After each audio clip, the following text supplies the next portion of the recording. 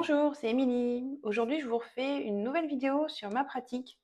Donc, je vous ai déjà parlé de beaucoup de choses que j'utilisais en tant que médium guérisseuse, mais j'ai aussi une autre casquette qui est la thérapie brève. Et donc là, on va s'intéresser plutôt à la programmation neurolinguistique. Donc, pour rappel, c'est une discipline qui est assez récente, qui est née dans les années 90 aux États-Unis, à Palo Alto plus précisément, et qui est né de la volonté de deux hommes de modéliser en fait ce qui fonctionnait déjà dans la thérapie. Donc ils sont allés voir Virginia Satir qui faisait la systémie familiale.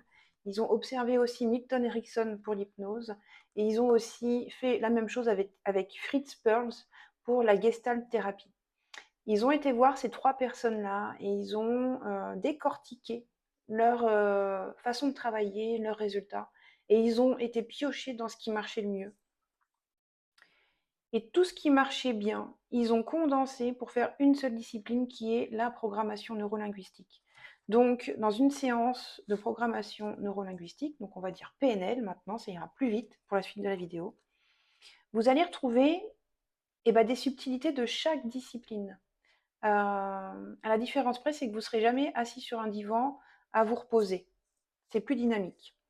Donc, je vais vous présenter, vous voyez, j'utilise du coup en séance, étant donné que c'est très complet, j'ai fait des fiches pour chaque protocole, parce qu'effectivement, il y a des choses qui ont été, je veux dire, ça a été étudié, ça a été testé, et du coup, il y a des protocoles en fonction de la problématique à traiter.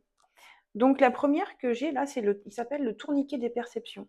Celui-ci, il est super intéressant quand il y a des conflits entre personnes.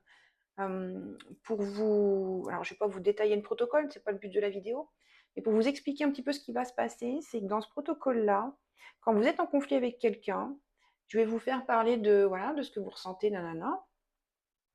Mais ensuite, je vais vous demander de vous déplacer et de rentrer dans la peau, de prendre le rôle, de jouer le rôle de la personne avec qui vous êtes en conflit, comme un jeu de rôle. Et je vais vous demander, voilà, de parler comme elle, de vivre la chose comme vous percevez qu'elle la vit.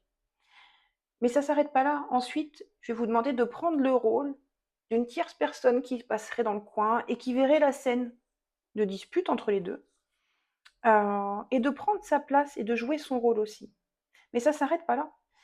Ensuite, je vais vous faire prendre la place, mais carrément là, genre d'un extraterrestre qui passerait au loin, là, qui connaîtrait pas du tout, ou d'une fourmilière, tiens, une fourmi qui regarderait de loin, qui sait pas du tout comment se comportent les humains, qui connaît pas du tout le langage, et je vais vous demander pareil de prendre sa place et de me dire ce que cette entité, donc cette fourmi, cet extraterrestre, pourrait penser de la situation. Et il est bluffant ce protocole parce qu'ensuite on fait revenir à la place initiale. Et le fait de changer de position, ce qu'on appelle les positions perceptuelles en PNL, amène un déblocage mais immédiat du conflit. C'est-à-dire que souvent dans un conflit se jouent des suppositions. On suppose que l'autre, on suppose que nanana. Mais en fait, les suppositions, elles sont uniquement dans votre tête, et changer de place comme ça permet vraiment de prendre de la hauteur et de désamorcer la crise. Donc voilà, un exemple de protocole que je peux utiliser en fonction de la problématique, qui est le tourniquet des perceptions. Je vous dis à bientôt pour une prochaine vidéo, et en attendant, prenez bien soin de vous. Ciao, ciao!